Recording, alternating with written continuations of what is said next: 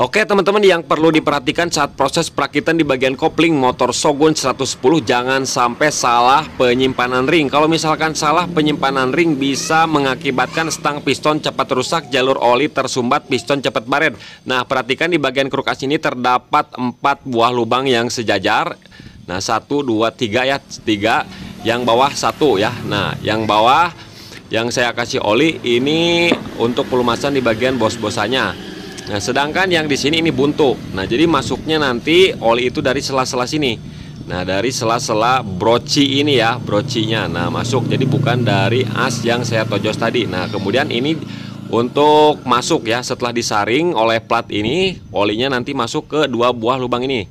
Nah, atas dan bawah ini menyatu ya, teman-teman. Nah, ini terhubung. Nah, nanti dia masuk untuk melamasi bos-bosan, kemudian stang piston dan piston ya.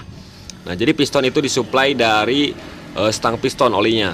Nah, untuk pemasangan bos-bosan ini bebas ya, tidak perlu sama dengan titik, bebas aja bergeser, tidak masalah ya teman-teman, karena di bagian kruk asnya itu kan ada semacam nut ya, jadi dia bebas meskipun tidak sama dengan titik, tidak masalah, tidak apa-apa. Nah, kemudian setelah kita pasang nih mangkok ganda dan kampas ganda, nah saat pemasangan ring ini harus tepat. Lihat coakan tersebut. Nah, coakan yang kedua ini harus sejajar dengan titik ataupun lubang masuk oli ya. Nah, yang saya colok itu harus pas, karena ini adalah hal utama yang bagian melumasi stang piston dan piston. Apabila salah, misalkan terbalik seperti ini, nah, bisa kita lihat sendiri titik ataupun lubangnya itu tersumbat oleh reng ini. Ya, tuh. Tersumbat ya, teman-teman. Misalkan ini bergeser, tidak pas dengan titiknya tuh, sama saja dia tersumbat. Bagaimana oli mau bisa masuk ke bagian stang piston dan piston? Sedangkan oli di sininya tersumbat. Nah, jadi harus diperhatikan pemasangan ring ini sangat fatal sekali apabila terjadi salah ya. Nah, piston bakalan cepat baret-baret, teman-teman. Nah, lihat tuh.